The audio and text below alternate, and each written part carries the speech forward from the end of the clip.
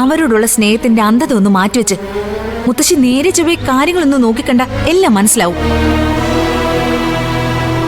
മുത്തശ്ശി എന്താ വിചാരിച്ചത്? കാണുന്നവർക്കൊന്നും മനസ്സിലാവില്ലെന്നോ? അവരെ ന്യായീകരിച്ചും രാത്രി പകലാക്കിയും മുത്തശ്ശി ഇങ്ങനെ എത്ര കാലം ഈ കഥ കൊണ്ട് നടക്കും? ഈ ജന്മം മുഴുവനോ? അങ്ങനെയാണെങ്കിൽ അധികം വൈകാതെ ആദിയുടെ ഭാവി അവതാളത്തിലാവും. നീ എന്താ എന്റെ കുഞ്ഞിനെ ശപിക്കുക?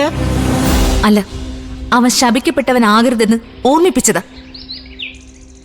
ആ കുഞ്ഞ് അവന്റേതാണോന്ന് എനിക്കിപ്പോഴും ഉറപ്പില്ല. അവനെ അങ്ങനെ പറഞ്ഞ് അവൾ വിശ്വസിപ്പിച്ചതാണെങ്കിലോ?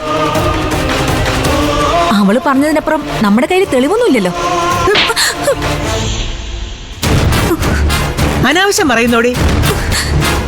അവള് പറഞ്ഞതിനപ്പുറം എന്ത് തെളിവാടി നിനക്ക് വേണ്ടത്? നിന്റെ വയറ്റിൽ കിടക്കുന്ന കുഞ്ഞിന്റെ അച്ഛൻ ദത്തനാണെന്ന് നീ പറഞ്ഞതല്ലേ അവന്റെ തെളിവ്?